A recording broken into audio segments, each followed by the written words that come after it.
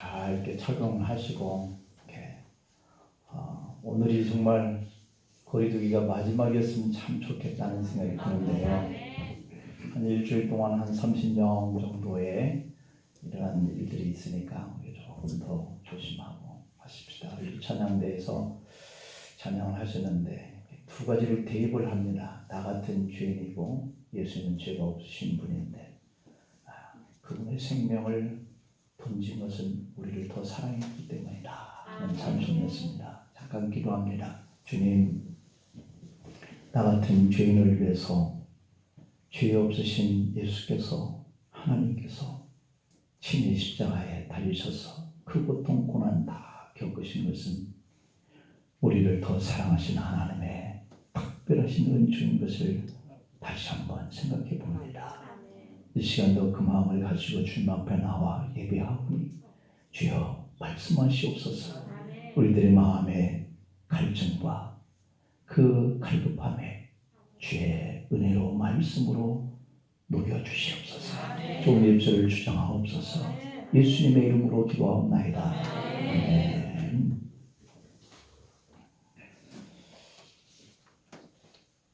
부활 후 40일 제목을 붙여봤습니다. 누가복음은 예수님의 성탄에서 승천까지의 기록을 한 책이고, 사도행전은 예수님이 승천하신 이후에 성령 강림을 통해서 성령 충만한 이 일을 경험한 이 제자들이 사방으로 흩어져서 복음을 전파한 역사를 기록한 책인데, 이 누가복음이나 이 사도행전은 의사인 누가가 똑같이 저자가 같습니다. 누가라고 하는 분이 기록을 한 것이죠.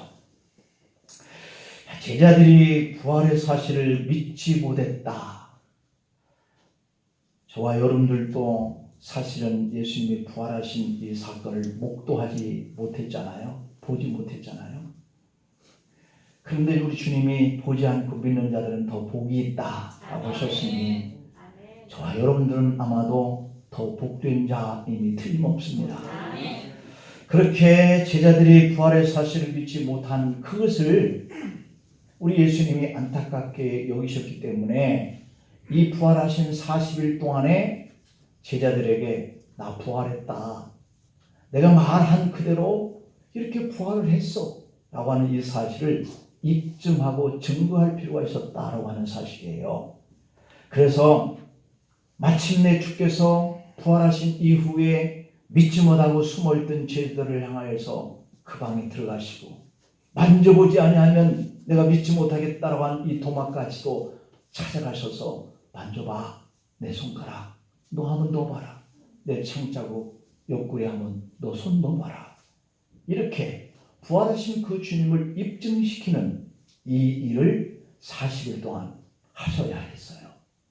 그리고 그분은 승천을 하셨다라고 하는 겁니다. 하나님은 인류에게 역사상 최대의 사건인 이 부활의 사건, 하나님의 독자이신 예수님의 그 죄를 다 우리가 아까 찬양했던 것처럼 우리는 이렇게 죄인이고 그분은 죄가 없으신 분이신데 우리의 죄를 대신 그분이 지시고 우리를 죄 없다라고 하시기 위해서 그의 생명을 던지셨잖아요. 그것을 바로 우리는 대속이다 그렇게 얘기해요. 대속, 대신 죄를 속했다라고 하는 뜻이죠. 그래서 이렇게 죽음을 당하신 예수님의 그 십자가의 이 사건을 사람들에게 공개하셨어요. 하나님의 아들이 이 땅에 오셔서 죄 많은 인간들을 대신해서 죽으신 이 사건을 십자가상 위에서 대공개를 했어요. 만인들에게. 그리고 사흘 만에 그의 아들을 다시 살리신 이 부활의 사건도 공개를 합니다. 사람들이 다 볼 수 있는 이 예루살렘, 장로들과 대제사장들과 서기관들에게 많은 고난을 받고 십자가에서 죽으셔야 한다는 이 약속의 예언의 말씀을 성취하기 위해서 만인들에게 만방에 공개를 하신 거예요. 그리고 숨어있던 경건한 제자 아리마대 요셉 니고데모에 의해서 상처받은 예수님의 시신을 십자가상에서 내려 새로운 무덤에 장세하게 하시는 이런 은총을 나타내셔요. 그리고 사람들이 이제 다 끝났어. 다 끝났어. 우리가 따르던 그 예수님이 죽으셨으니 다 끝났지. 이렇게 생각을 한 그 십자가의 사건은 아니야. 결코 죽음이 끝이 아니란다. 라고 하시는 이 사건을 나타내신 사건이 부활 사건이에요. 공개합니다. 부활 사건을 공개해요. 예수님이 이렇게 다시 살아나신 이 부활 사건은 성령 강림과 이어서 교회의 탄생과 그리고 세계 선교라고 하는 이 구속사를 알리는 신호탄이 되게 있어요. 그래서 그때 쏘아올린 이 부활의 사건은 죽음이 끝이 아니란다 라고 하신 이 사건이 전해지기 시작하면서 오늘 우리에게까지도 이 사건이 계속 전해지고 우리는 그것을 증거하고 있는 거예요. 오늘 본문 3절을 보면 그가 고난받으신 후에 또한 그들에게 확실한 많은 증거로 친히 살아계심을 나타내사 40일 동안 그들에게 보이시며 하나님의 나라의 일을 말씀하셨느니라 이렇게 말씀합니다. 이 말은 예수님께서 무덤에서 다시 살아나신 이후에 하늘로 올라가시기까지 이 40일 동안 과연 이 세상에 머물면서 예수님이 하신 일이 뭐냐 하는 것을 오늘 제가 말씀을 드리면서 같이 은혜를 나누려고 해요. 그 첫째가 뭐냐? 부활 이후에 많은 증거들을 나타내시려고 이 40일 동안 이 땅에 부활하신 이후에도 계셨다. 오늘 1절에서 3절 말씀에서 보셨듯이 고난받으신 후에 또한 그들에게 확실한 많은 증거로 이렇게 얘기하고 있어요. 많은 증거로. 그냥 단지 내가 살아났단다 이것만 보이시고 승천하신 것이 아니라 많은 증거를 보이시기 위해서 이 40일 동안을 필요로 하셨다라고 하는 것을 오늘 이 3절에서 기록을 하고 있어요. 그리고 살아계심을 나타내사 이렇게 말씀하고 있어요. 이 말씀을 보면 한마디로 40일 동안 예수님 자신이 하신 일 중에 하나가 부활을 증거하는 그러한 것에 입증을 했다라고 하는 이 말이죠. 마태복음 28장의 9절이나 요한복음 20장 16절 17절을 보면은 부활하신 예수님은 막달라 마리아와 다른 마리아에게 나타내셨다. 이게 증거, 부활의 증거를 보이시고요. 또 바쁘십니다. 누가복음 24장의 34절에 보면은 베드로에게도 나타나셨다라고 되어 있고 누가복음 24장 13절부터 32절까지 그 사건을 보면은 엠마오로 내려가는 글로바와 그 친구들이 내려가시면서 대화하는 이게 많은 증거 중에 한 증거예요. 허탈감에 따르던 그 스승인 예수께서 죽어버리셨으니 자신들은 예수님을 따라야 했던 그 의미들이 허탈감, 공허감, 헛일 이런 생각을 가지고 고향을 향해서 내려가고 있었던 이 글로바와 또 다른 친구라고 이렇게 표현하고 있는데 그때 나눴던 대화들은 여러분들이 성경을 읽는 분들은 다 아시잖아요. 더 자꾸 걸어가시지 않고 어느 한 지점에서 주막에 들어가서 먹을 것들을 놓고 그들을 위해서 축사한 그 순간에 그들의 눈이 밝아져서 그분이 주님이시구나. 이 사건을 목도하고 내려가던 길을 다시 뒤집어서 예루살렘으로 올라가는 이 사건 이게 하나의 증거죠. 그 일을 하신 거예요. 요한복음 20장 19절 이하에 보면은 도마가 빠져있는 제자들에게 나타나셨고요. 제자들이 도마를 보고서 야 우리 부활하신 주님 만났다 막 이렇게 좋아하니까 아니야 나는 못 잡은 난 손목에 그 손가락을 넣어보고 그 찔렸던 창 옆구리에 창 맞았던 그곳 내가 만져보지 않는 한은 믿지 못해. 그랬더니 그 사실을 기억하시고 주님은 도마와 제자들이 함께 있는 장소에도 나타나 주시면서 만져봐라. 그러니까 도마가 주님은 참으로 주님이시여 하나님이십니다. 그 고백을 하는 거죠. 그때 주님은 말씀하신 것이 어찌 보고 믿으려고 그러느냐. 보지 않고 믿는 자는 더 복이 있단다. 라고 이렇게 말씀을 하셨단 말이에요. 고린도전서 15장 6절에 보면 500의 형제들이 있는 곳에 나타나 주셨어요.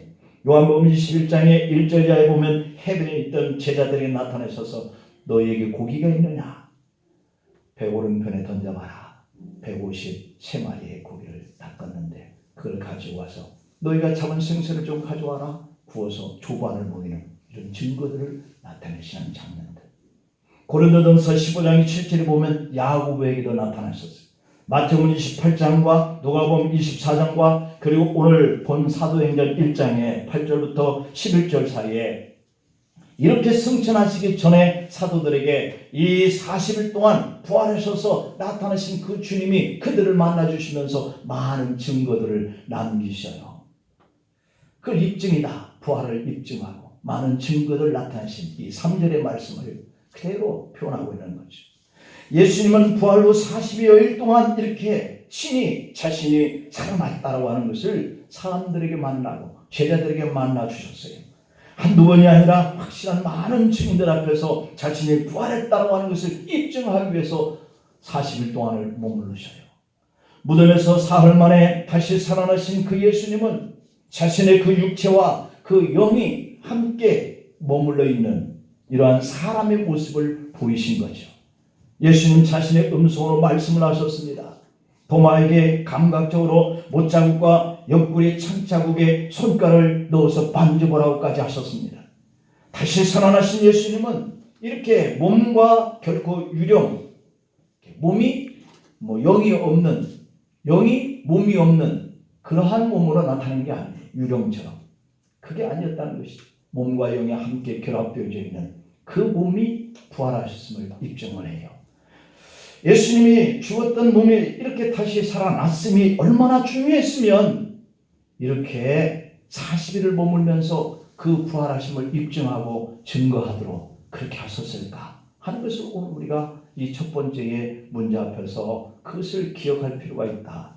하나님이 약속하신 대로 우리의 첫째 부활하신 그 예수님이 부활하셨으니 우리도 죽으면 부활할 것을 믿으시길 축복합니다.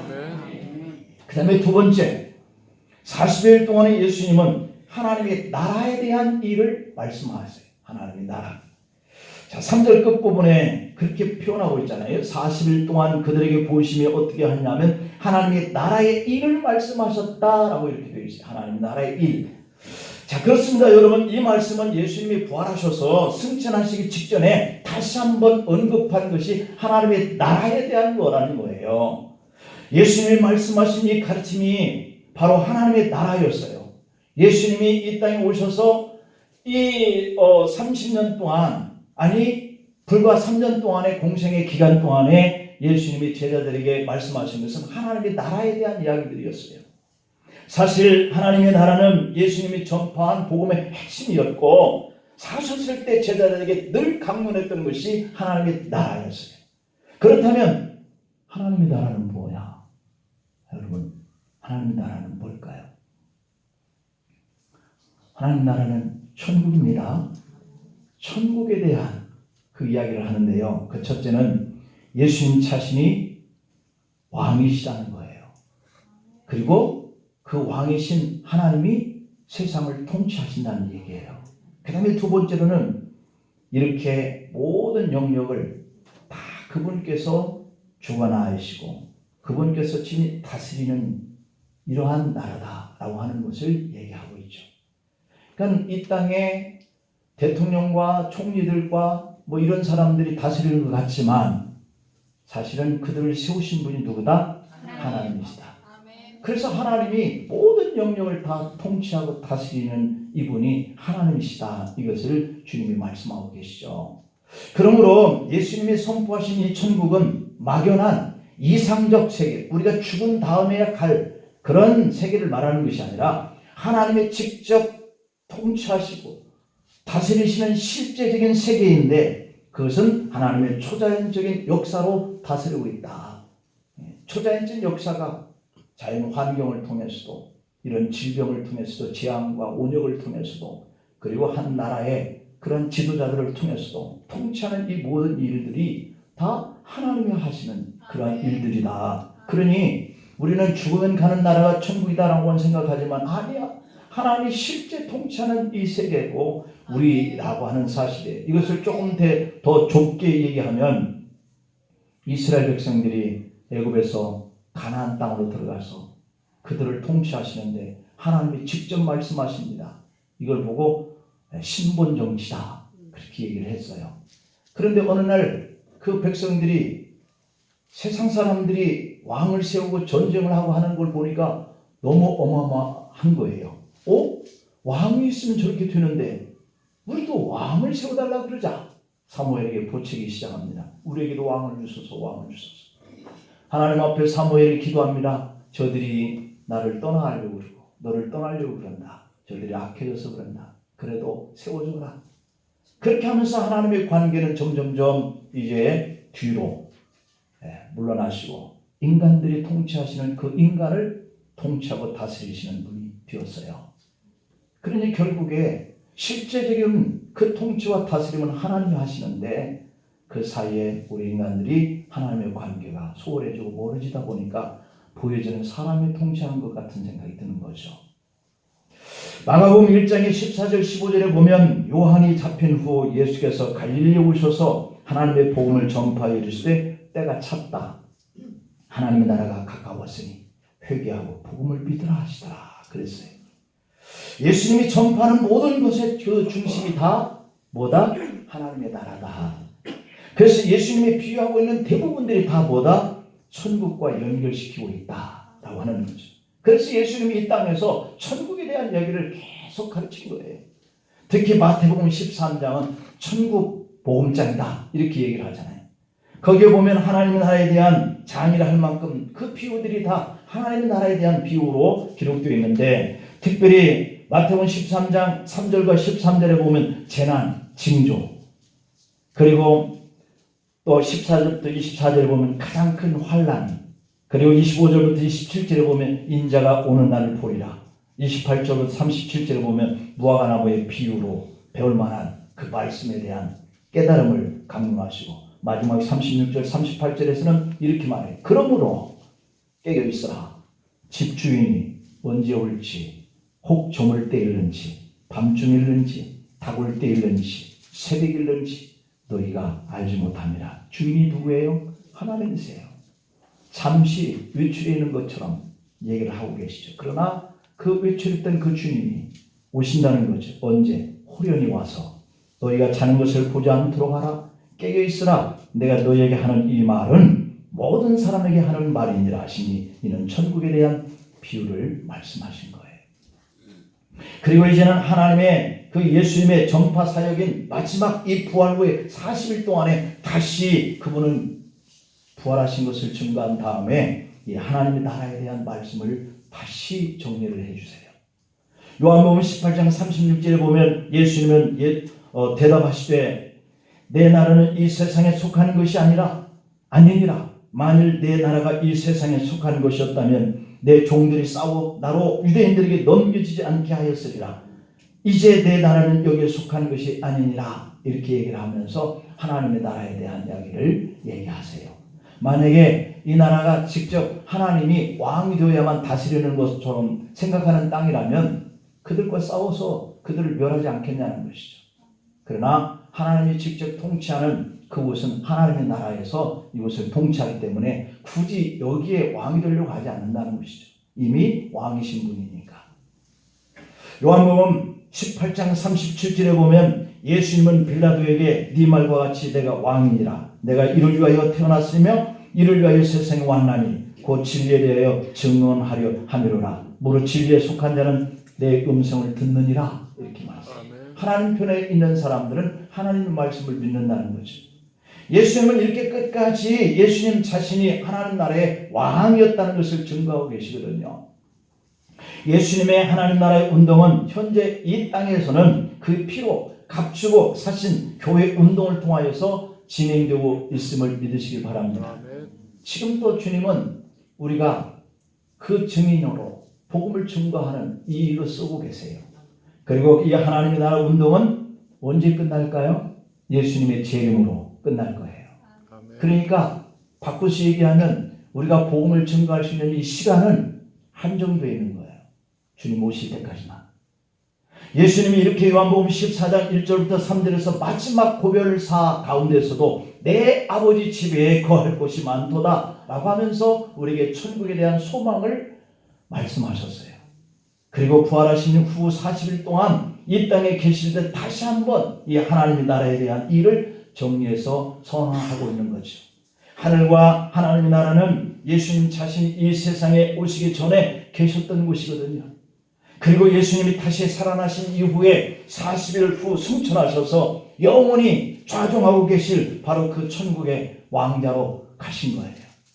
그것을 마가복음 16장 19절에서는 이렇게 말합니다. 주 예수께서 말씀을 마치신 후에 하늘로 올려지사 하나님 우편에 앉으시느니라. 하나님 나라는 예수님이 세상에 오셔서 죄인들을 위하여 하나님 나라의 백성이 되도록 선포하셨기 때문에 그래서 우리에게는 너무도 소중하고 중요한 거죠. 예수님이 전하셨던 그 나라가 바로 우리가 들어갈 천국이기 때문에 이 하나님의 나라는 세상 나라와 대조가 되어 있어요. 이 세상은 죄인들이 사는 곳이지만 천국은 회개하여 죄를 사함받은 하나님의 자녀들만 들어가는 곳인 줄 믿습니다.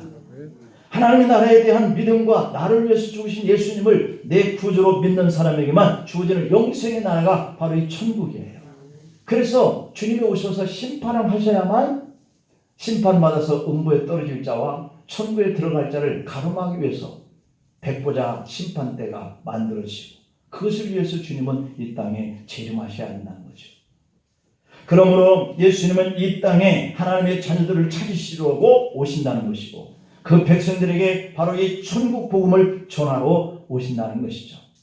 그런데 이제 그 사명을 다하시고 죽음의 무덤에서 3일 만에 부활하시고 승천하시기 전 40일 동안 이 땅에 거하시면서 영생운동, 천국운동을 하신 거예요. 이것은 이 땅에 오신 예수님의 사명이었기 때문에 그렇게 하신 것을 기억하시기를 축복합니다. 그 다음에 세 번째, 40일 동안 예수님이 하신 일은 최후의 분부요 마지막 명령이 있어요. 오늘 본문 4절을 볼까요?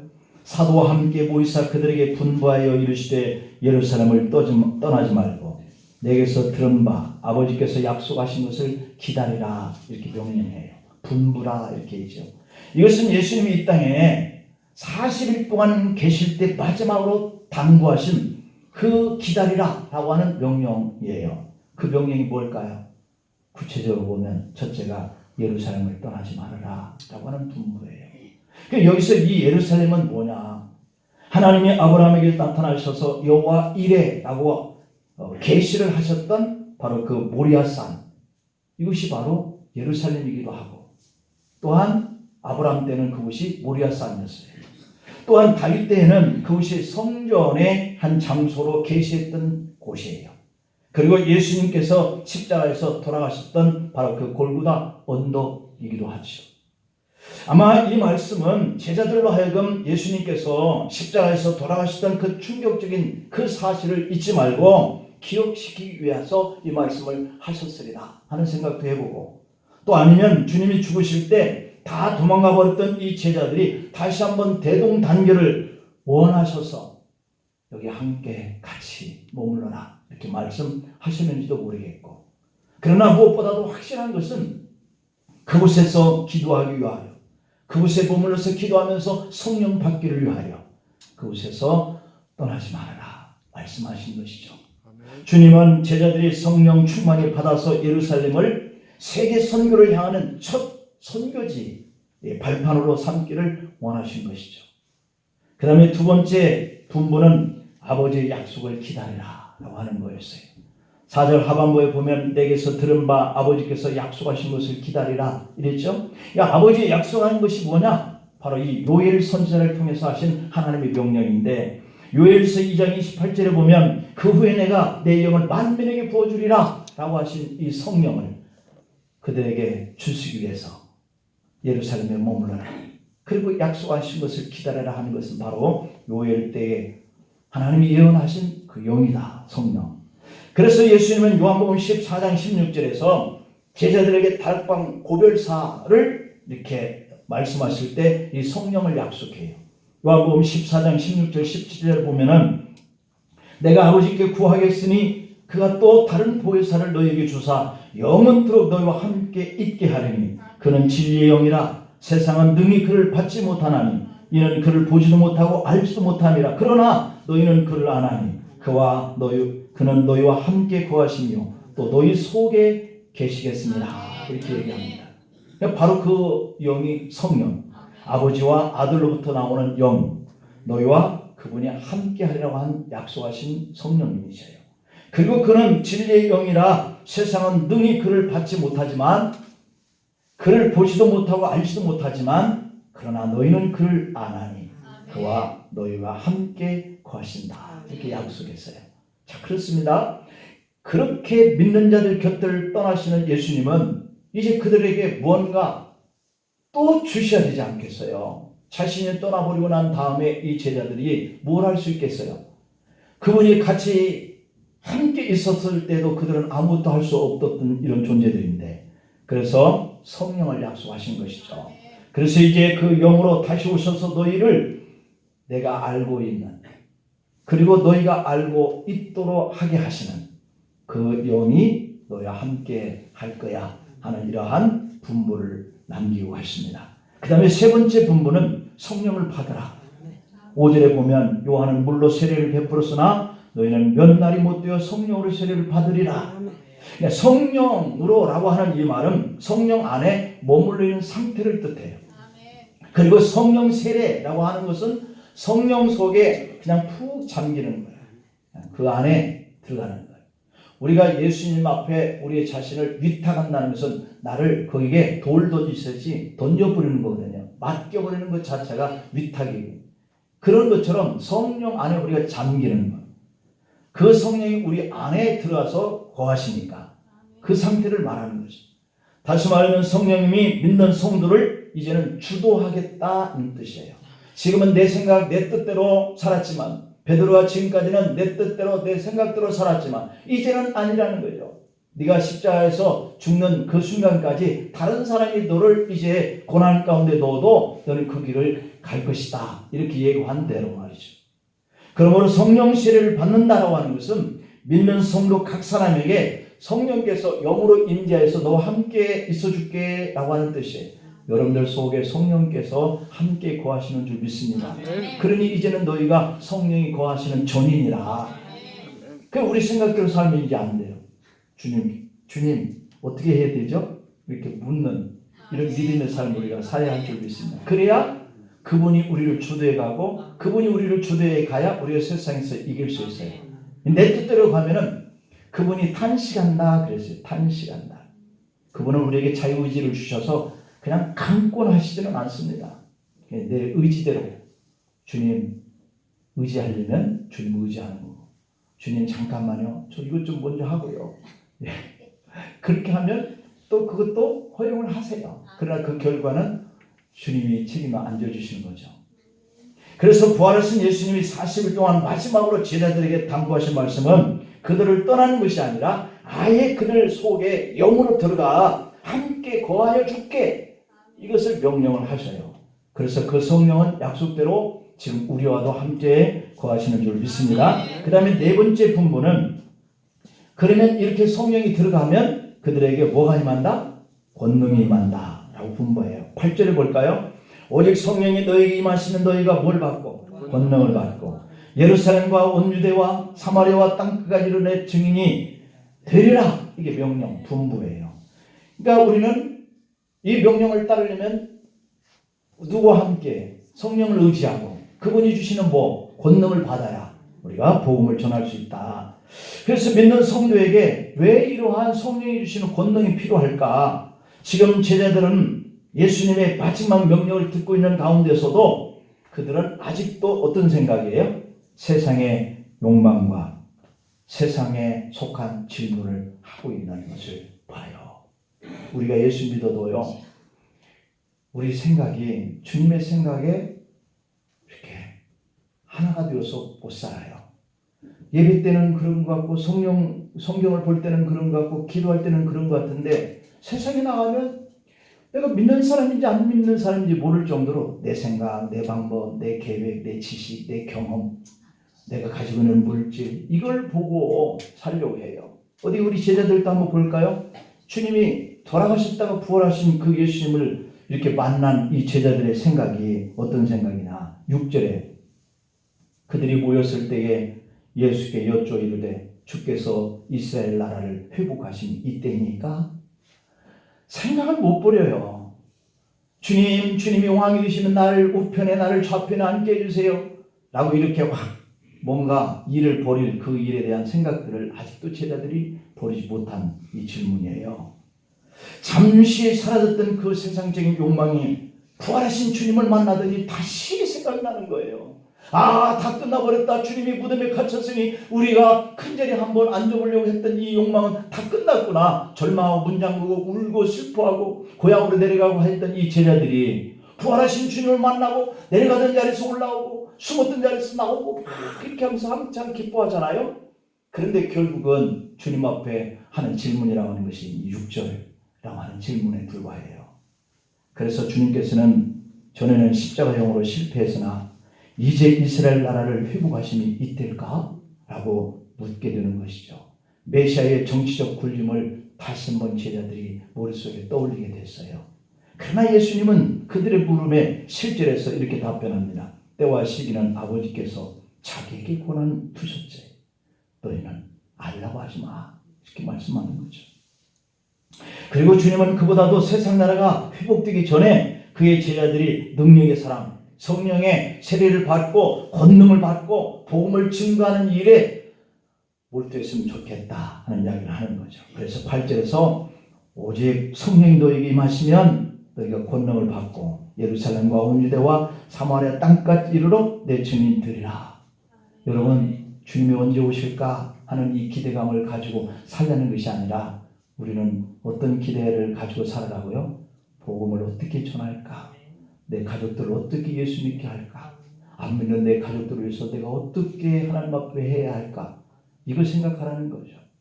우리는 주님이 여기 있다 저기 있다 라고 하는 것도 생각지 말고 언제 오실까 라고 하는 것에도 초점을 맞출 필요가 없는 거예요. 이미 주님이 통치하고 다스리시는 이 나라 속에 내가 지금 살고 있는 건데 굳이 그런 거에 우리가 초점을 맞출 필요 없이 그것은 아버지 권한에 두고 다만 우리는 하는 것은 복음 증거하는 일이 우리가 할 일이다 라고 하는 것을 말씀하고 있는 것이죠. 그래서 8절 하반부를 보면 너희가 권능을 받고 예루살렘과 온 유대와 사마리아 땅끝까지로 내 증인이 되었으면 좋겠다 이런 얘기를 하고 있죠. 예수님의 증인이 된다는 것은 예수님의 십자가와 3일 만에 부활하신 것을 증거하는 그 증인을 말하거든요. 예수님이 죽으셨다가 다시 살아나셨다 한다 이 말을. 이것이 제자들의 사명이요 성도가 되었다고 하는 이런 증거예요. 이것이 증인이라는 뜻이고 증인이라는 말은 순교자라는 뜻이에요. 이 말은 본래 물 위에 돌을 하나 던졌는데 돌은 이미 물속에 퐁 하고 빠졌지만 그 여파로 인해서 파장을 일으켜서 물이 점점 막 이렇게 파장을 일으키면서 물결이 쫙 출렁이는 이 상태가 바로 이 순교라고 하는 단어가 가지고 있는 뜻이고 바로 증거라고 하는 단어와 똑같아요.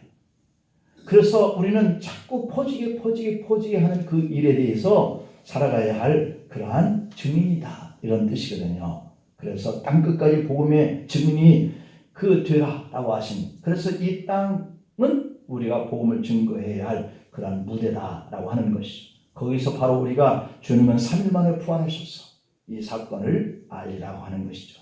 그러므로 이 복음의 증인은 예수님이요 그리고 그의 제자들이요 그리고 바로 저와 여러분들인 줄 믿습니다. 그러므로 우리는 십자가와 이 부활의 증인으로서 바르게 그리고 죽기까지 증거하면서 살아야 돼. 여러분 예수님 죽었다가 사흘 만에 부활하셨음을 믿습니까? 그리고 이 땅에 40일 동안 머무시다가 그분이 무슨 일을 하셨는지 어떤 증거를 하셨는지 왜 이 부활하셨다고 하는 것을 확실하게 제자들에게 증거하셨는지 그리고 이제 남아있는 이 제자들이 무엇을 해야 할지 이 분반 이 사건들 이것을 40일 동안 하셨다라고 하는 거죠. 주님의 십자가와 그리고 부활의 장면을 확실하게 남기기 위해서 그랬다는 거죠. 그렇게 하려면 증인이 필요한 거죠. 무서워서 다 도망간 제자들로서는 그 증거가 불안했던 것이죠. 그래서 제자들에게 예루살렘을 떠나지 말고 아버지의 약속하신 성령 세례를 기다리라. 왜냐하면 그분이 오셔야 너희가 권능을 받고 땅끝까지 이르러서 복음을 증거할 수 있기 때문에 우리에게 복음을 전하려고 마음을 먹는데 차마 입이 안 떨어집니까? 차마 복음지가 손에서 다른 사람에게 건너지는 일이 정말 이렇게 소목거리고 머쓱하고 그럽니까? 성령의 권능을 받지 못해서 성령이 임재하시는데 그분을 전적으로 의지하는 우리 믿음이 없어서 그런 거예요. 그러니 우리가 더 열심을 다하여서 이 성령을 의지하려고 기도 생활도 하고 말씀도 보고 그래야 될 줄 믿습니다. 자, 그러면 이 일을 언제까지 하느냐? 마태복음의 24장 13절 14절에 보면 그러나 끝까지 견디는 자는 구원을 얻으리라. 이 천국 복음이 모든 민족에게 증언되기 위하여 온 세상에 전파되리니 그래야 끝이 오리라. 교회는 복음에 증거하기 위해서 있는 공동체예요. 그러나 이 복음 증거가 마치는 날이 반드시 있다라고 하는 거예요. 아까 소론에서 얘기한 것처럼 계시록에 보면은 42달, 1260일, 한때와 두때와 반때, 이게 다 똑같이 42달이나 한때와 두때, 반때나 이게 다 1260일을 상징하고 있거든요. 이 기간 동안만 우리가 복음을 증거하는 거예요. 그리고 그 끝에 주님이 오시면 우리의 증거하는 사역이 다 끝나는 줄로 믿습니다. 네, 끝나기 전에 우리가 이 부활하신 주님을 증거하면서 성령의 권능을 받고 주의 기쁘신 뜻을 증거하는 자녀로 살 수 있기를 축복합니다. 기도하십시다. 같이 기도해요. 주님이 부활하시고 40일 동안 하신 일은 우리에게 주님이 약속하신 대로 부활하시다는 것을 확신하게 하기 위한 것이고, 또 한편으로는 주님을 증거하지 못하고 숨어서 울고 자신이 주님을 따랐던 것이 헛수고구나 하고 울었던 이러한 제자들이었기 때문에 그들에게 힘주시기 위해서 오셔서 성령을 기다리라, 그분의 권능을 받아라 말씀하신 것처럼 오늘 우리에게도 성령의 충만함을 더하시고 우리가 복음을 증거하되 끝이 오는 때가 있으니 그 기간 동안에 우리 가족들이 구원받고 이 지역과 이 백성들이 구원받기를 위해서 우리를 들어 써주시되 우리에게도 이런 권능과 능력과 권명을 달라고 우리 주여같이 불고 기도합니다. 주여 주여 주여